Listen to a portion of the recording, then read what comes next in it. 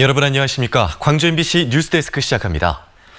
장성군과 인접한 광주 첨단 3지구에 대규모 인공지능 집적화 단지, 즉 AI 산업단지가 조성되고 있습니다. 앞으로 5년 동안 4천억 원 이상의 국비가 투입될 예정인데요.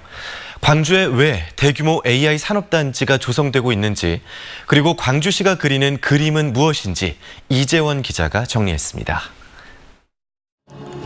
구글과 애플은 물론 중국의 알리바바까지 세계적인 IT 기업들은 일찌감치 인공지능 사업에 뛰어들었습니다.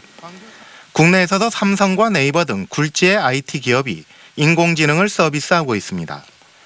IT 기업들이 인공지능을 전면에 내걸 수 있는 이유는 서비스를 제공하면서 쌓인 풍부한 데이터에 있습니다. 데이터는 원시 데이터가 굉장히 중요합니다. 원래 만들어진 데이터를 의미하는데, 이 원시 데이터라는 것을 기계한테 주면 기계가 알아서 다 공부하는 건 아니에요. 기계가 학습할 수 있는 형태의 데이터로 가공이 돼. 데이터가 돈이 되는 시대라는 얘기입니다. 이 기초 데이터가 다른 지역보다 광주에서 상대적으로 풍부하게 축적되고 있습니다. 빛거울 노인 건강타운에서는 2만 명 이상의 인간 게놈 지도가 확보됐고, 한전을 비롯한 에너지 기업들의 데이터도 인공지능 산업에서 중요한 역할을 할 수 있습니다. 건강과 또 자동차, 안전한 자동차, 또 에너지 사용하고 관련된 다양한 정보를 모아서 기존에 있던 산업 규모를 키우고, 또 키운다는 표현보다 혁신해서, 이렇게 되면 광주에서 쌓인 데이터가 새로운 비즈니스 모델로 연결될 수 있고, 여기에 광주에서 양성된 AI 인재까지 더해진다면 미국의 실리콘밸리처럼 창업이 일상화되는 선순환 구조도 꿈꿀 수 있습니다. 네트워크에 올라타면은 그냥 이 광주에 앉아서도 전 세계를 상대로 내가 가지고 있는 알고리즘을, 내가 가지고 있는 서비스를 자랑하고 팔 수가 있습니다.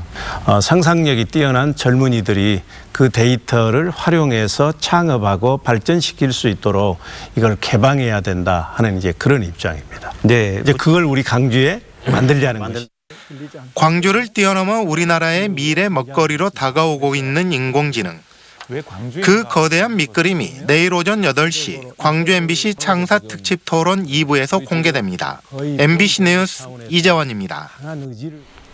검찰개혁을 촉구하는 시민들의 목소리가 광주에서도 울려 퍼졌습니다.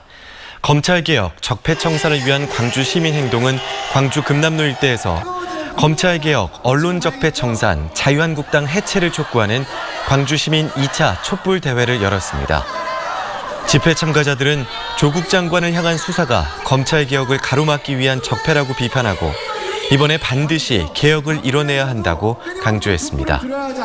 한편 서울 서초동 집회에 참가하기 위해 광주 시민 600여 명이 상경 버스에 몸을 실은 것으로 파악됐습니다.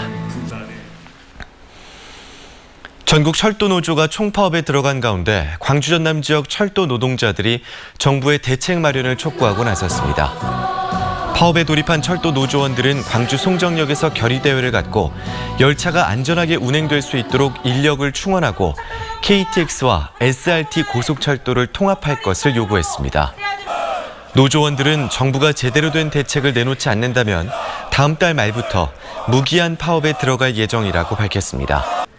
한편 철도노조의 파업으로 호남선과 전라선, 광주선의 운행률은 68% 수준인 것으로 집계됐습니다. 어제 오후 7시쯤 구례군 산동면의 한 국도에서 65살 양모 씨의 1톤 화물차가 마주오던 31살 이모 씨의 SUV를 충돌하고 이후 뒤따르던 52살 성모 씨의 SUV가 이 씨의 차량을 뒤에서 들이받았습니다. 이 사고로 양 씨 등 4명이 중경상을 입고 병원으로 옮겨졌지만 생명에는 지장이 없는 것으로 알려졌습니다. 경찰은 양 씨가 진입로를 착각해 역주행했다고 진술한 것을 토대로 정확한 경위를 조사하고 있습니다. 5.18 민중항쟁의 주역이었던 고 박관현 열사의 37주기 추모제가 거행됐습니다. 고 박관현 열사 37주기 추모행사위원회는 국립 5.18 민주묘지에서 박관현 열사의 유가족과 친구 등이 모인 가운데 헌화 분향을 하며 추모제를 열었습니다. 박관현 열사는 1980년 5월 전남대 총학생회장으로서 민주화 운동을 주도하다가 체포됐고, 광주 교도소에서 40일 동안 옥중 단식을 한 끝에 숨을 거뒀습니다. 유네스코 미디어아트 창의도시 광주의 발전 가능성을 논의하는 자리가 마련됐습니다. 광주문화재단과 아시아문화원이 공동 주관하는 미디어아트 창의도시 정책포럼에서 국내외 문화 전문가들은 미디어아트 창의도시로서 광주가 나아가야 할 방향에 대해 의견을 나누고 창의도시의 비전을 공유했습니다. 유네스코 창의도시 가운데 미디어아트 분야는 국내에서 광주가 유일하고 프랑스 리옹과 중국 창사 등 13개 나라 14개 도시가 유네스코 미디어아트 창의도시 네트워크에 가입돼 있습니다. 광주 지역 문화예술인들이 모여 생활문화예술단체 총연합회를 출범했습니다.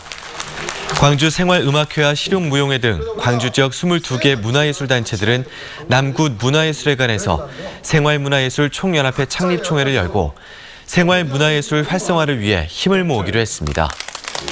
광주 생활예총은 문화예술인들의 권익 향상을 위해 노력하고 생활문화예술 장르를 개발해 창작 활동을 진작시켜 나갈 계획입니다. 생애 주기별 학습 프로그램을 소개하는 광주 평생학습 박람회가 국립아시아문화전당에서 열렸습니다. 올해로 6회째를 맞는 평생학습 박람회는 도시의 삶 속에서 생애의 다양성을 추구한다는 의미를 담아 제공했습니다.